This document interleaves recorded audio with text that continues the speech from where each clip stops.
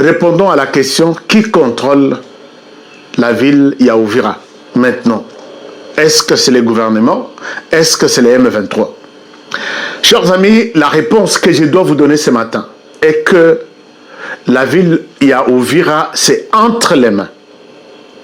Je dis bien, c'est entre les mains de l'armée congolaise.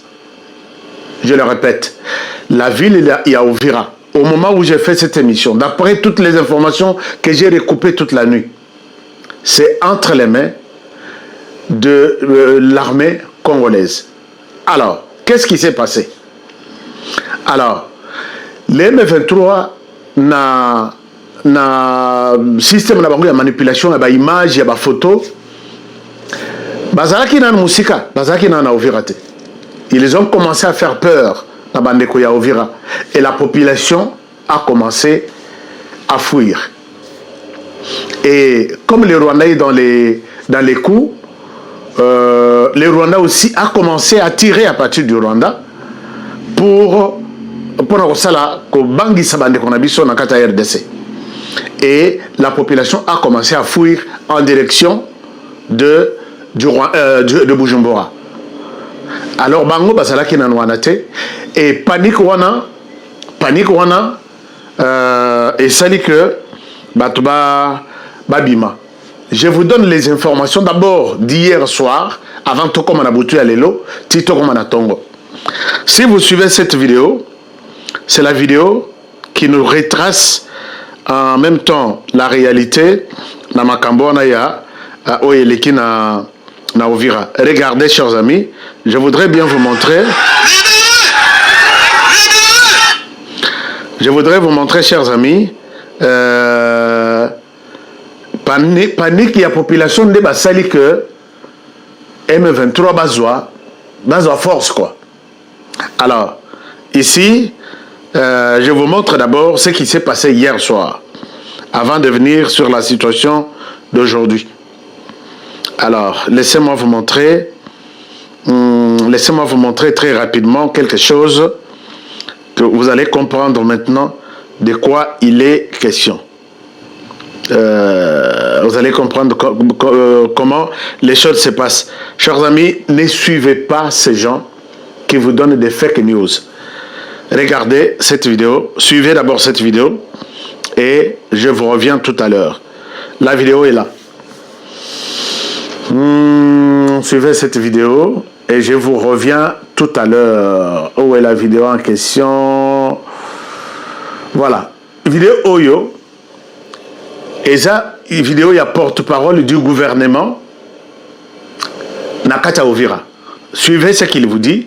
C'est juste un extrait. Je reviens à vous. Commissaire en charge de la communication et des médias, porte-parole du gouvernement. Mise au point relative à la situation sécuritaire actuelle dans la ville d'Uvira, c'est avant-midi du 9 décembre 2025. 9 décembre, nous sommes hier, puisque les autres vous allez 10. Je pense que Bokoyoka n'a pas Sabino Miko Moko et puis Bolandadano, c'est qu'il dit les porte-parole du gouvernement. Congolais, habitants de la ville d'Uvira, chers compatriotes, il s'est observé, c'est avant-midi du 9 décembre 2025, une panique généralisée dans la ville d'Uvira suite à des rumeurs prétendant que les rebelles de la FCM23 seraient à proximité de la ville d'Uvira. Comme pour toujours, les rebelles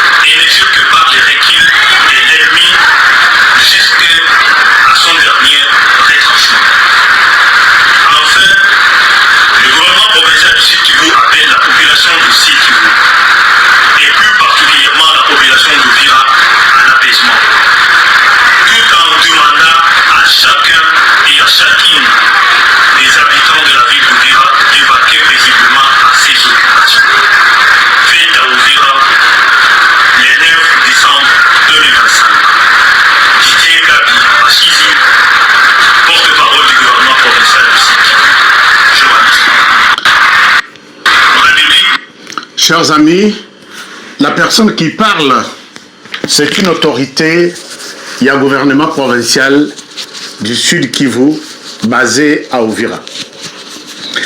Alors, entre Wana Magamboueliki Lobby, n'a pourquoi. Entre gouvernement Nabiso, ce qu'il dit, et ce que les M23 vous montrent, Bokondimela Owapi, Bokotika Owapi. American Dream. Dispensant chaîne Investiment Group. Rêve américain. Pour la Kosomba Lopango aux États-Unis. Plus précisément la ville où il y a Dallas. Aujourd'hui c'est possible. Pays-moi pendant 30 ans. Ne vous trompez pas l'adresse. Dispensant chaîne Investiment Group. Voulez-vous acquérir une maison aux États-Unis? L'agence immobilière Dispensation Investment Group d'Elite Global, basée à Dallas, vous en donne l'opportunité. Il vous suffit de verser un apport pour acquérir une propriété que vous payerez progressivement pendant 30 ans. Oui, vous avez bien entendu, pendant 30 ans. Contactez-nous au +1 737 420 80 84, au +1 469 720 60 93 ou au +1 737 548 51. Dispensation Investment Group, investissez dans votre avenir avec l'immobilier aux États-Unis dès aujourd'hui. Oh ma papa, ton maman Lopango. Rêve américain. Venez nous contacter. Rêve américain. Tapez sur Google. Dispensation Investment Group. Na moke na komi baye. Lopango elenge. Ozala baye elengi pou. Héritage à ban. Rêve américain. Kosomba Lopango aux États-Unis, plus précisément la ville où il y a Dallas. Aujourd'hui c'est possible. Pays-moi pendant 30 ans. Ne vous trompez pas l'adresse. Dispensant chaîne Investiment. Lotaka Music Band International. Moussala na bango, c'est du mensonge.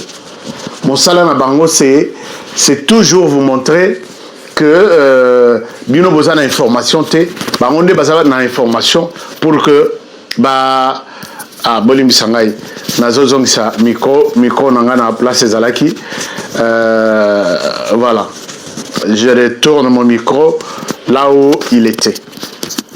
Chers amis, je suis en train de vous confirmer que wana compte rendu il y a lobby na 16h 17h heure ya Uvira.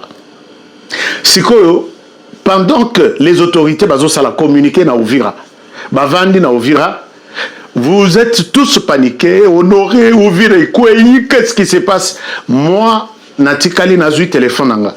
J'ai appelé bato nanga na ba mususo bazana Katia Uvira na Katia M23. Et ce qu'ils font, c'est juste manipulation kobet sebino mitu.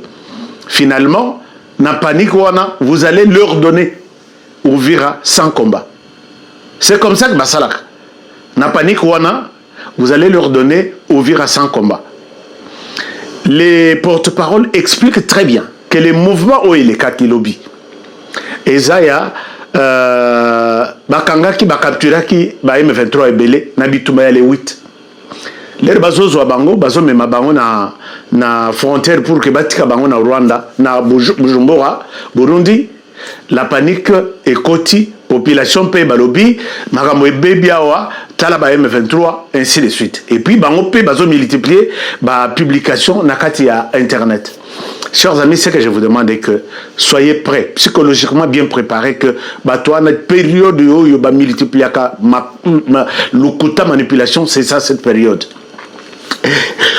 Si vous ne tirez pas beaucoup d'attention, ces gens vont prendre Uvira. Donc, Uvira na Minitoyo, c'est encore les forces de la République démocratique du Congo qui sont au contrôle. La plupart il y a des images bazo laksabino, ce sont des anciennes images bazo katangu ya muke, bazo kata ya muke, ancienne image, barozo image ya Goma, barozo image ya Bukavu, barozo batalika ratibabi et zoko kanana Uvira balargué. Ah, nous sommes à Uvira. Puisque image est connue la haute image, haute peut voir mon source, haute voit ya public et l'intelligence artificielle travaille maintenant beaucoup.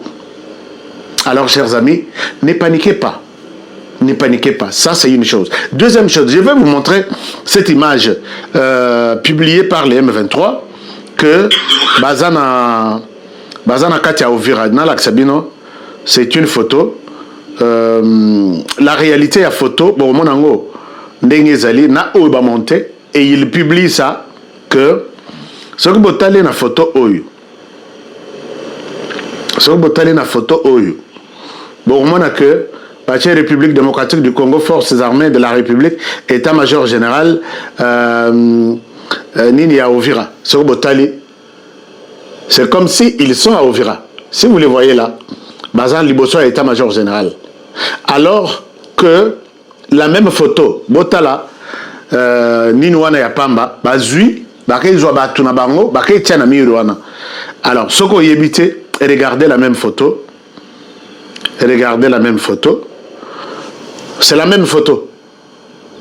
C'est la même photo. Ce que Botala même Biloko Zanase, Namabele, c'est la même photo. Mais comment expliquer que? Et puis, si vous allez sur Google, vous allez voir cette même photo. Utilisez que la photo du état-major général d'Ovira. Donc, ce que je vous demande, maintenant, je vous mets à gauche la photo montée, à droite la photo normale. J'ai mis même que Oeza Fake News il y a Rwanda. Et regardez, c'est la même photo. Ce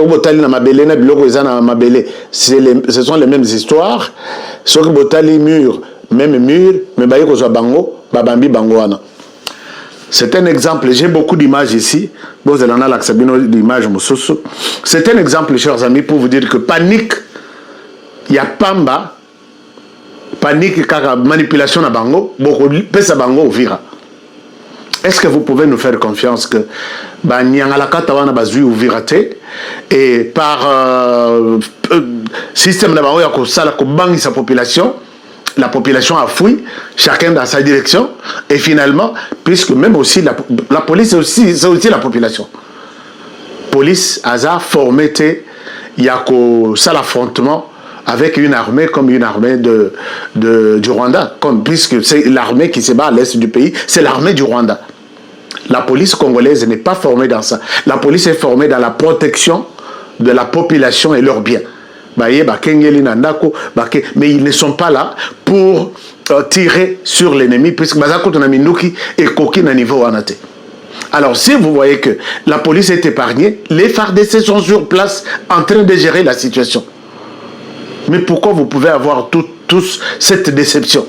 Si l'information va changer, chers amis, ne comptez pas les images que les M23 vous publient maintenant.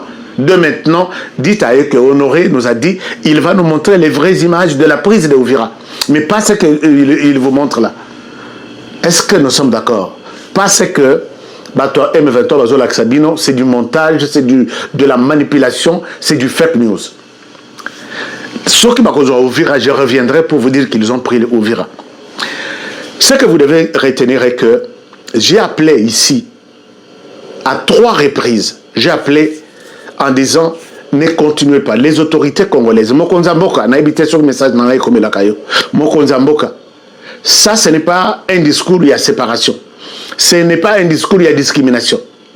Ne faites pas confiance dans Bato Baouta RCD, Bato Baouta CNDP, Bato Baouta M23. Ne faites pas confiance en ces gens-là. Preuve. Partout où je passe, Mututo Azobenganga, que ce soit Mutu armé, que ce soit Mutu Wazalendo, tout le monde me dit, Honoré, pourquoi vous avez commis cette erreur de nous envoyer le général Chiviri? Botin de l'Ibiso général Chiviri, pour quel motif?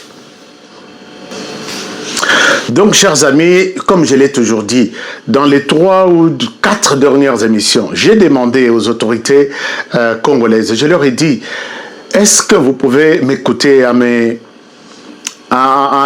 prenant en compte ce que je vous dis? Bon, ça la confiance, c'était na Bato Baouta RCD. O Baouta AFDL, nous avons changé bango mouké. Mais bazonga bango nyos. Mais Oyo Baouta RCD, Baouta na mission na Rwanda, ba pesa bango directement. Allez-y, faites ceci, faites cela. Yango mona bango Oyo nyos mususu bakota ba onde kane ba tout celui, même Bassesanga, tout le monde qui a aidé les Rwandais derrière les SCD, à ça, vous avez sa confiance. Mais vous les prenez les mêmes, Botine, les sous sur le terrain, allez défendre, tuer les mêmes RCD, puisque les M23, ça s'appelait les RCD. Donc, vous avez un mouvement. Est-ce que ça peut arriver? Pourquoi vous ne nous écoutez même pas? Donc, Bozoti Nabatouana que Boke Noroboma mouvement Nabino. Puisque RCD Wanande commence CNDP, CNDP après est comme M23. M23, 1, M20. C'est toujours les mêmes personnes. Bazana Bamasta, Bazana Communication, ils se disent tout. Et voilà, si Ouvira va être pris Nabatouana, n'a pas collé ma bokonabi, vous les autorités congolaises, militaires, binonde boza à la base. Et alors, avec quelle armée Félix Tshisekedi va combattre? Quand vous êtes là, pété à rouge, Bozokima. Pété à rouge, Namabo, Bozokima. Vous allez où? Je vous ai dit que ces gens-là, ils n'aideront jamais. Moi, Burundi, bande koba congolais sans Burundi. Oyebi que Burundi azali pe parmi ba pays oyo bazalaki na complicité pour la déstabilisation RDC. Mais grâce ya mayele ya mokozamboka ya diplomatie na ye ndenga benda ki Burundi. Lelo osko bakise sous na Tanzanie. O aye ko ya sous ko sangana biso. Alors comprenez que morceau est très difficile pour la Paul Kagame. Et awa tozali koloba même ba oyo batinda ki bango na niveau ya Tanganyika na moment oyo webi ke kika bongo moi j'invite azana Tanganyika en ce moment pour ko mobiliser pour ko travailler na ba troupe non surtout oyo bazali déjà na Grand Katanga. Le Rwanda a réussi à tamukete le coup on va ko travailler longo et puis les multinationales bandeko tolo ba na do ça ba multinationales. Parce que tant que Rwanda, les gens ne comprennent pas que derrière les Rwandais, il y a le multinational. Bangonde bazoboya basomba bakota par la grande porte. Bayebi que les minéraux congolais et qu'on sous terre aux par les groupes armés. Lobby les minéraux congolais au Kozwayango au Kosombayango parce que les États-Unis d'Amérique même abiso na auto bengi la traçabilité. Donc traçabilité et sengeli kota lisa ndenge minéraux zali kokende. Vous savez que ba yibi trop minéraux à Congo. Minéraux o ezali kokuté na joie déjà analyse moko analysa ba ke koluka coltan na marché public et était comme na niveau à combien? Na marché public coltan était comme na niveau à $220. Mais quand on a est basomba on a ba $2. Vous imaginez, na est on a $2. Donc, tous ces multinationales on a balingité. Ba on a que ceux qui va meki ko lâcher kakaboy degré RDC kobonga. Peut ko ravitailler to ko joa ba service sinon surtout la sécurité et ko travail et puis ils ont encore peur. Pourquoi? Parce que le budget il y a 2026 30% des gens dans l'armée. C'est 8 ou 6 milliards. À peu près 8 milliards. 8 milliards. 8 milliards. 8 milliards mobimba o etami déjà. Alors vous comprenez que na 8 milliards o to na ngoana o etami déjà na budget à 2026. Et les 8 milliards ils allaient pour la défense et sécurité. Les 8 milliards défense et sécurité o etami en place. Comprenez que déjà que 2026 et qu'on a jeté. Voilà pourquoi Paul Kagame l'ongona bandeko na yena baninga na ba osala la course à la montre. Cette course à la montre ba osala eza pambaté. Ba tala ke na 2026 awa et qu'on a la bango difficile. Et puis lorsque tu regardes que États-Unis d'Amérique on a signé des accords ba comme sous ces liés na renseignement, les liés na coopération militaire, les liés na makambo ebele. Et tout cela bandeko ba congolais Paul Kagame azali komona onde ana musika que ça lui sera très très difficile na États-Unis d'Amérique à lobby. Voilà pourquoi à kosa la auto bengi la toute dernière guerre bandeko o la toute dernière guerre au Paul Kagame azali komunda et longo na biso.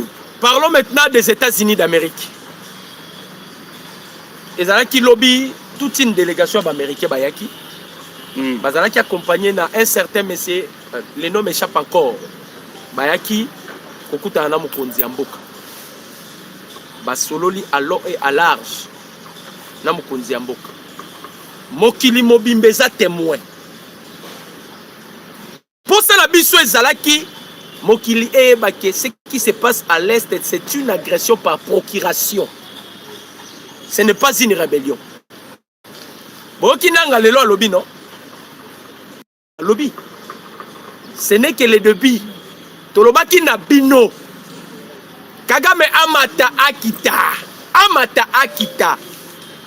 Tokendaki na malembe pe totie contre mi. Tozo senga na gouvernement congolais. Vous devez maintenant être responsable. Cette Kikouni, il mérite directement Ndolo. Azamuto kokanga. Bakamita tu bazaba tu makolbani atalisu so na oyo bibi kapinga. Il paraît-il la bota soki mona kizengi na eba répéter bibi kapinga. Tu vois des Congolais qui communiquent pour les Rwandais. Azobo salaka ça rappelle la famille.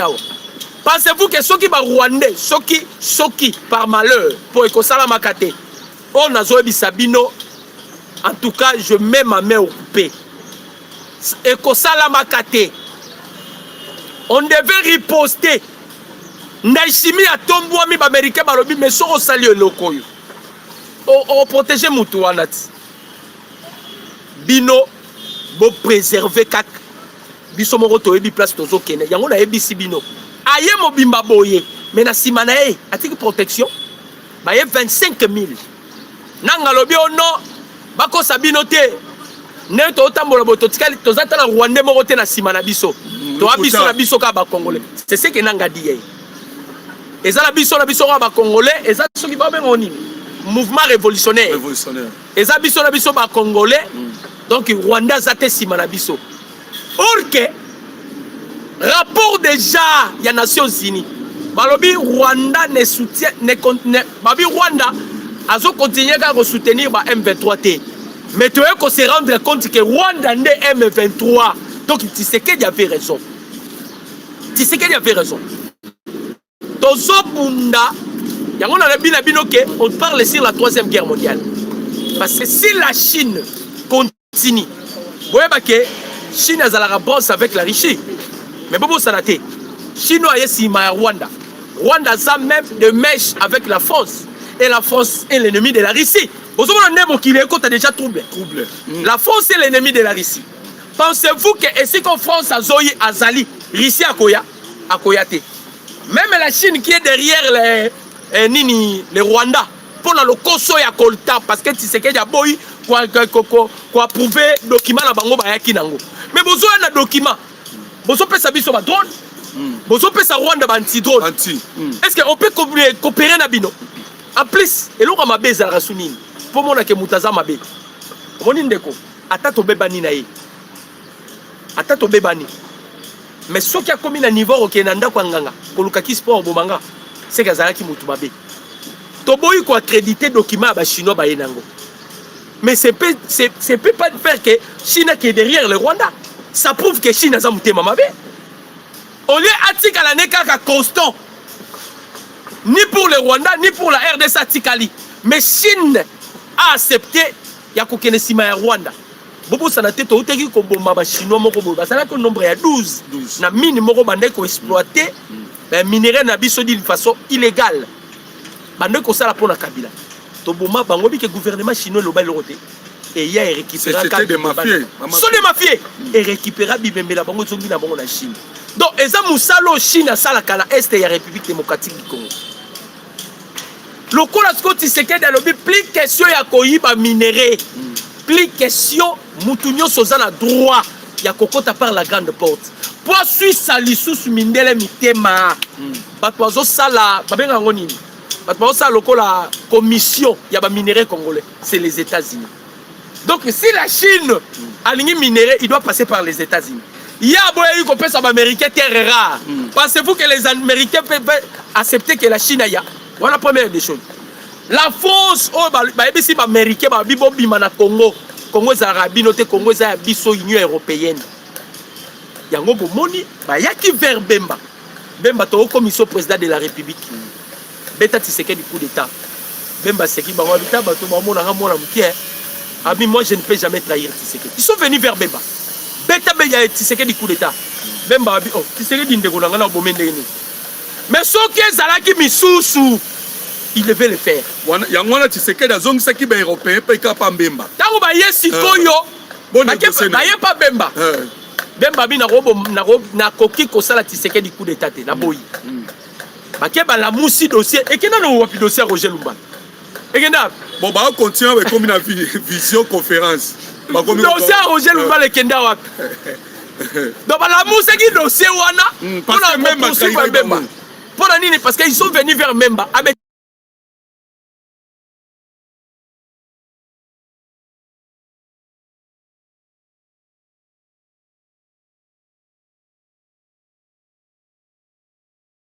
coup d'état.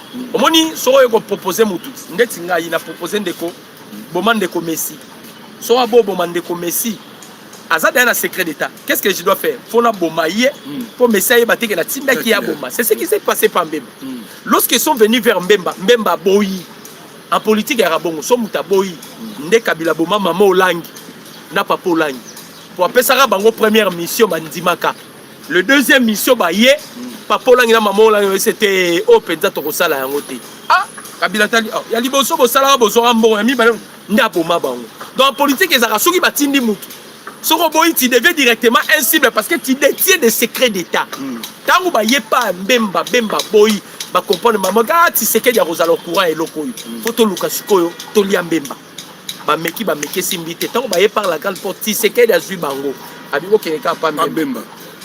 Comme il peut pas même si il y a une négociation va minérer encore pour bêter 10 ans 10 ans de prison bozo reçu pas Tshisekedi même bazo si pas Tshisekedi ba qui pas Tshisekedi oh bibi nous l'autre bisabino muta on traiter makambo Jean-Pierre Mbemba na Thérèse Kaikwamba yo asi bato na ba olinga Tshisekedi ça pouvoir bato ba olinga Tshisekedi ça pouvoir bazu ping pong allez et ko comme tour à ba Belge famille Tshisekedi bazoyi ba minéré famille von Baten lobbyiste américain on a pris à Donald Trump abisi ba Belge avez-vous des preuves so bona ba preuve mobilisation si les lots preuve za la carte donc pour vous dire bazoyi utiliser ka passion na yo kezaba na ba jeune ya Uvira bazoyi ba bombe pour na $500 o eza kolokate bandeko. Un nilotique ne peut jamais faire ça devant son frère nilotique. Un Rwandais ne peut jamais faire ça devant un Rwandais. Kabila bavanda yosoka ube wa attaquer Kabila. La même personne a eu $500 aye sur notre téléphone oh Tshisekedi vraiment ça la guerre. Moment de guerre botindaka mboka ça la guerre alors que des têtes ezaka bango moko pa congolais. C'est que tu dois comprendre yote ozolala ça la guerre mais à 15 $500 yango remarqué bolimbisanga na ndenge ya mabete bo remarquer que mabe ya kamingi na est ya république. Vous savez pourquoi? Là je vous dis la vérité la gauche droite te Nzambe alinga ba très très peu. Dieu n'aime pas les hypocrites. Bato est ona bozomona lelo bazomoma bango baba ndeko na biso to compatir. Mais souci toujours tirer la bango surtout ma mouche des traîtres ce que soba obo mabino biso ne toujours capable personnellement moi lobinga liete bandeko modèle otolinga mboko modèle otolinga mkonza mboko moi-même j'ai eu le temps de prier na bisi nzambe pesanga formule onga na ko kota contact na yo pour na supplier yo olongola ta Kagame na mokili ata par pongi je pleurais. Mais à la fin des comptes, Nazo Kakaka, je sais que mon rédacteur est vivant et il se lèvera le dernier. Guerre o ezali guerre à Souka. Yasuka yangoyo. La paix régnera au Congo et le monde est quoi viango. Et ça la maman moko bengingai. Ana poto. Ba France bande ko na biso bo na France boye biango. Obi que crise c'est ça en France makasi. Mais oui. Bande ko eza débit. Macron a côté ici France dans les boulot Orio pour français bima lobby et ça les noter. Normalement des Français devaient destituer Macron, mais vous avez encore laissé Macron un sataniste au deuxième mandat. Oui, deuxième mandat. Ah ok, on est en 2027. 2027 oui. 2027 donc carte na bango ezala ki Tshisekedi akini. Oh carte bazana que ce soit la Belgique. Les hypocrites que Tshisekedi Yakini. Uvira M23 ta moko azati na sepeli pe na dispositif oyo o mokonzi mboka jui ya kolongola ba FRDC boza ya bolimbisanga na ngana lo non il faut faire attention na ba FRDC ils en ba FRDC nouvelle génération o ba uti ko formation ba o baza na mixage na brassage voilà o ba yina mixage na brassage voilà sangwa mawa ça dit tous les officiers ya CNDP ya RCD hein na ba o ba yina Abdel ma misu bazana ce sont des hommes d'affaires basana na ba comme des coopérants donc si c'est que yaye a BBC ba copie nyonso voilà Belgique ba lobi non ba comme na boka ba traite Belgique a lobi non Congo ba goyi ko sécuriser Congo te nkiteleke belé do faut Congo copier kaka ba américain ba lobi non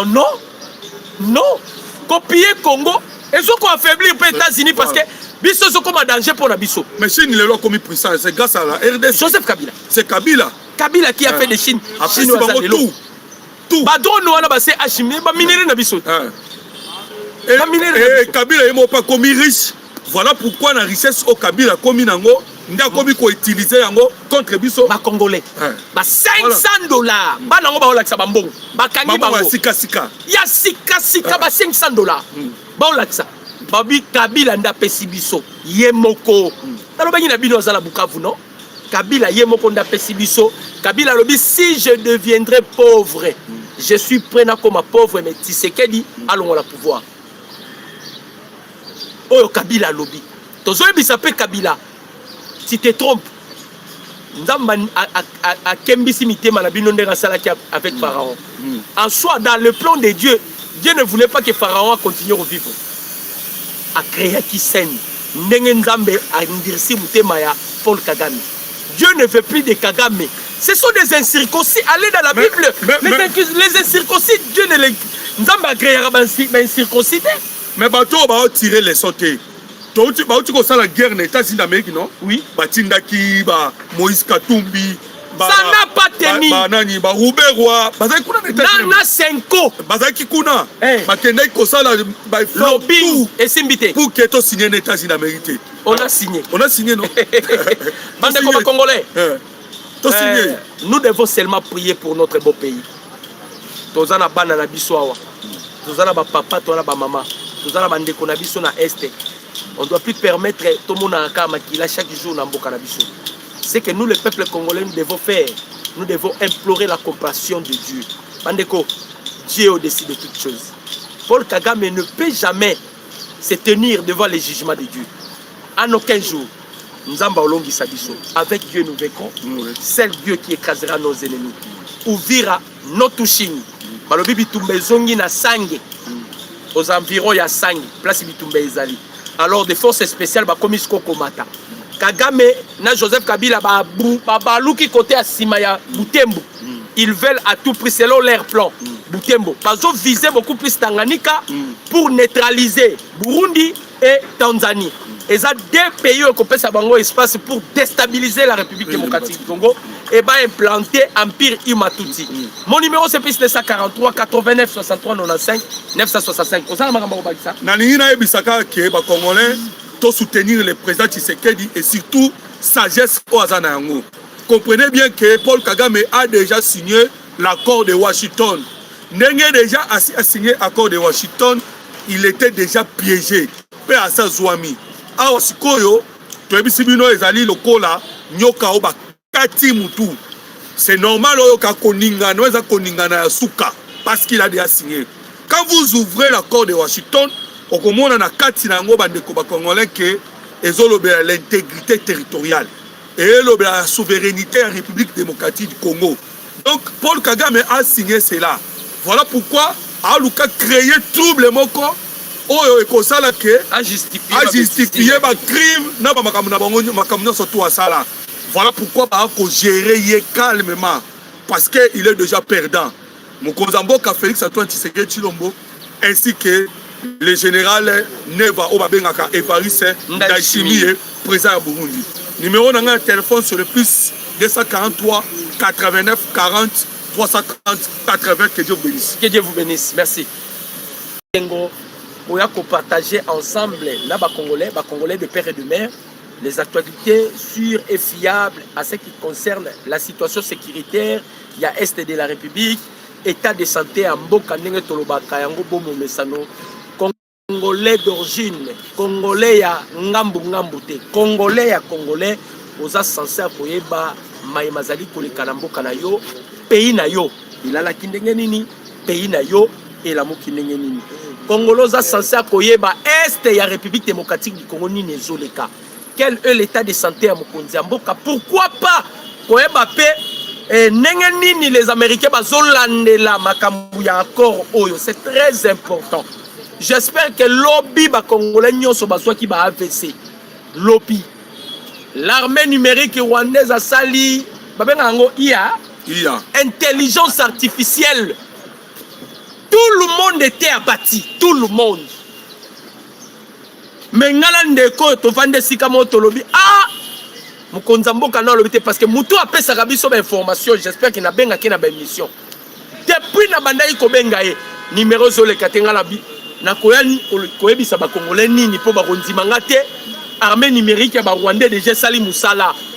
Na bengi na kozwaye na 23h, c'est lui qui me garantit que Uvira ekwite ba komi na Uvira te. Mais tozo beta lisolo boye ba commanditaire ya eloko yo Kagame azo sala. Ndenge na lobaki na émission à lobby. Kagame simbi touche. Bokoyeba yango. Pas citoyen na ngonde ko moloto. Ba Congolais bazondima information bi bon excusez toi zwa ki reconnexion en tout cas déjà bolimbisa biso ba Congolais bazondima bato bazo en tout cas déjà bolimbisa biso ba Congolais bazondima bato bazokosa bango ke bato bazomemela bango basango ya solo ya makambo tali République démocratique du Congo. Donc voilà pourquoi je viens avec aussi un figure emblématique et boyebi nani Alain Moloto ya kitisaka moto to beta masolo ya Uvira. Na titre émission nanga na komi bien la 3e guerre mondiale. Bokoyoka yango na émission pourquoi j'ai énuméré la 3e guerre mondiale. Na titre émission nanga je parlais sur la 3e guerre mondiale. Uvira n'est pas tombé. Paul Kagame est pris au piège. J'espère que Bokoyoka Makamunyoso Tokoloba Nabino. Pourquoi je parlais de la 3e guerre mondiale? Problème est nini. Les accords autoqués qu'on signe avec les États-Unis d'Amérique, na moni ba Congolais, ah, tu sais que des poignons qui qu'on signe accord on est lequel est problème. Ah, Congolais, Congolais, pourquoi vous ne pouvez pas avoir confiance et pas à président Tshisekedi? Vous pensez que tout ce qui se passe c'est Tshisekedi dans la Rapongi? Il travaille plus que nous, Tshisekedi dans la Bozomona. Il travaille plus que nous.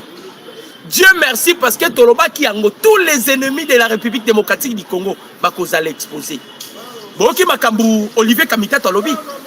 Alobi, ah, ceux qui m'ont dit qu'on a vu sur M23, n'a pas AFCT, mais Tshisekedi déjà changé de constitution. Les lois Olivier Kamita Tolobi, m'ont dit qu'on a vu sur M23, n'a pas AFC. Pourtant, Olivier Kamita est le porte-parole de Moïse Katumbi. Katumbi, Kabila Bengaki na Kenya, je ne suis pas avec eux. Bon, mon idée va tisser relation. Nous allons en parler. Mon autre chose à l'Ikambakoloba parce que Tokosonga, Tokosolo là. Matondo Mingi Nandeko Docta, je pense que Botiela est déjà j'aime pour la introduction qui toko au Aoutiko Pesa, Nabino Boyo qui est très bien bandeko Congolais. Tozali Koloba Boye, Banamboka Congo. D'abord, Mbote Nabino Nabisika Nosutu Bozali, bonjour. Tolo baboy bandeko ba Congolais. Tozali na moment ya histoire ya mboka na biso oyo. Ndeko moko en tout cas na sepenya mambo lobaki. Yeba que la République démocratique du Congo oyo tozali en 1885. Ezalaka na Berlin 1885. Lelo yo tozali na 140e année ezali 2025 oyo. Oyo tozali isusu kokoma histoire ya mboka Congo. Je pense que Ndeko Docta est peigné déjà parce que Tokolobela dossier à Uvira. Tant où Tozala qui kokende ko signé na Paul Kagame, Kagame déjà tika ki lettre. Oh anoma ki James Kabarebe. Oyebi James Kabarebe, c'est lui qui était le chef d'état-major awa na République démocratique du Congo pe na Rwanda.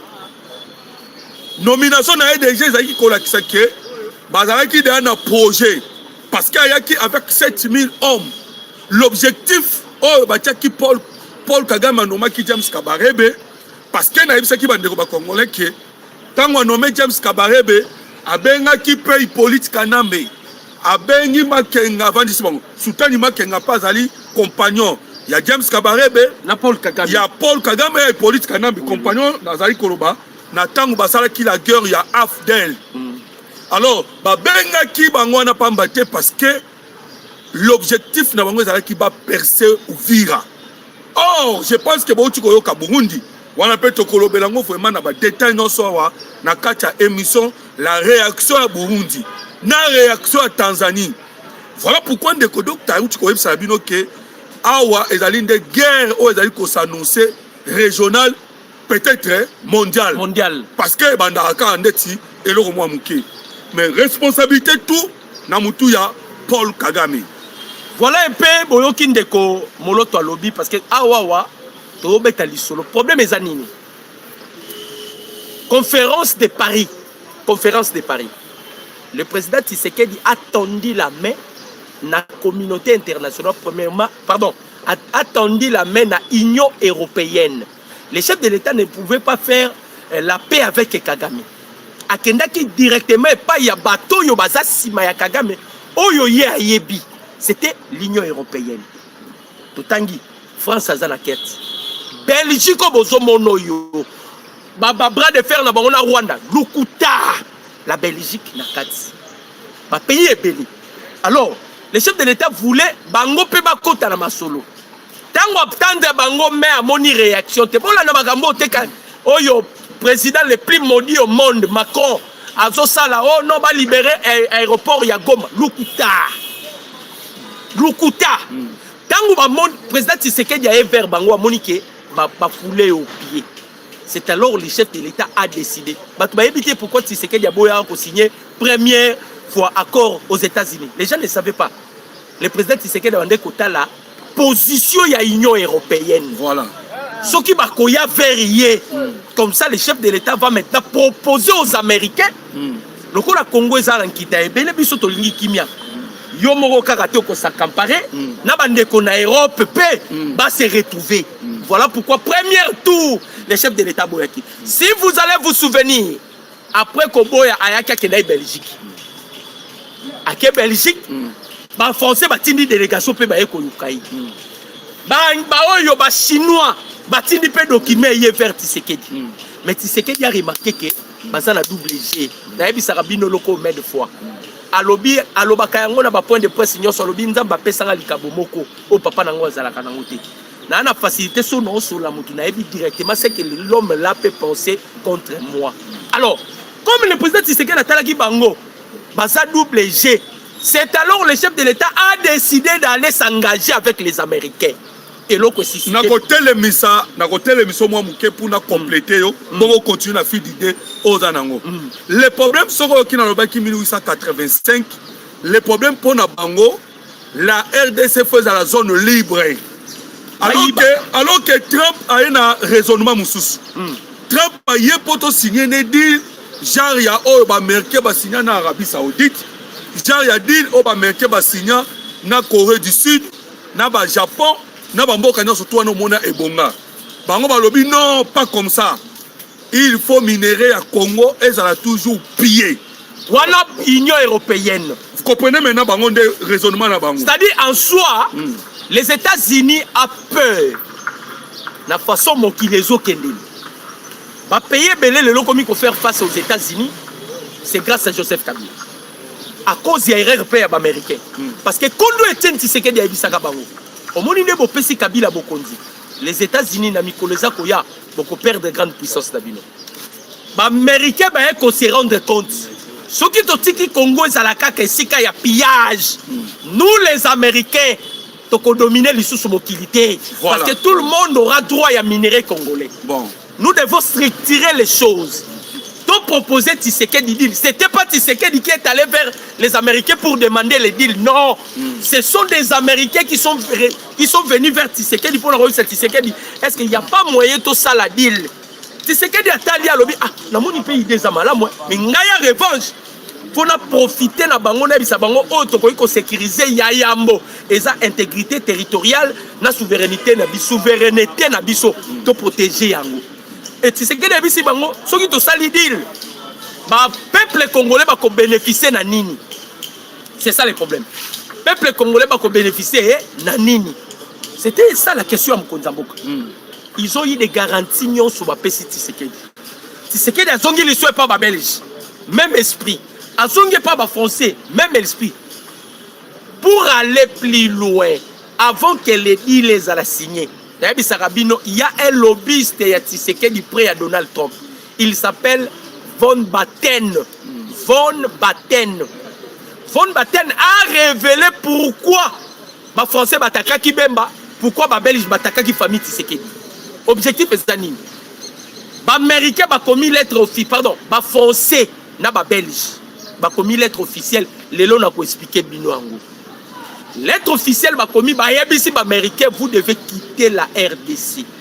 La RDC appartient à l'Union européenne. Oh non, yebisa bino vrai. Ce n'est pas pour les Américains. Pourquoi ba lobby bongo? Normalement, ce sont des Allemands qui devaient nous coloniser. Ba Congolais belé ba rangote. Munoko bo kaka flamand et outan Allemagne. Flamand et en Allemagne. Les Allemands qui devaient nous coloniser, Balma ba mona ki terre yango a neti. Ba ekopé ça ba Belge na ba français. Ba Belge ba boya ki ba français ba ya le devant. Ba tikela ki ba français lecture. Ba borne na biso so botali ba koma yango a français ba sala ngo sont des français. Ba Belge jusqu'au ba eko coloniser biso. Donc tu as des Français parce que les Belges peuvent rouler à Bango dans la République démocratique du Congo. Donc les Flamands en Allemagne. Normalement, ce sont des Allemands qui devaient nous coloniser. Mais même avec les Rwandais, parce que le Congo et les Rwandais, c'est un pays moko. Voilà. Oh, les Congolais, c'est un pays moko.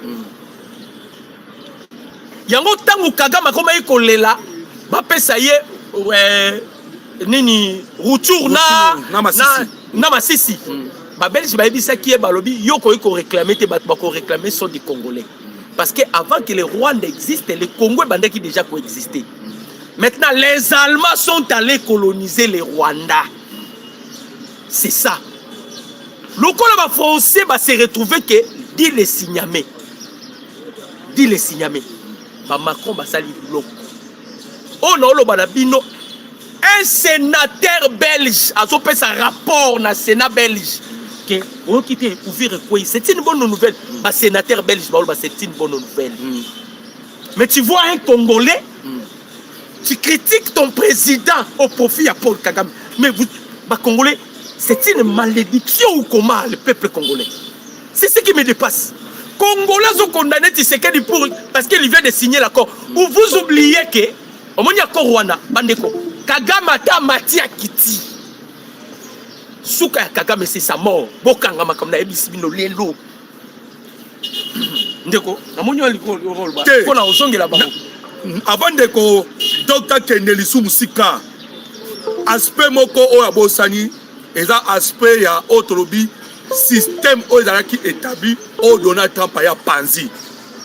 Il faut savoir que même les Européens o ya uti koloba bazala même moral et le monde américain n'attend à Clinton vous avez montré que c'était facile mais Donald Trump pour bande ko ba congolais a peu ko changer balamoko ba donne nous autour ezala qui se place donc pour Donald Trump lignée au ba européen ba nango la logique au ba européen ba nango Donald Trump n'est pas d'accord.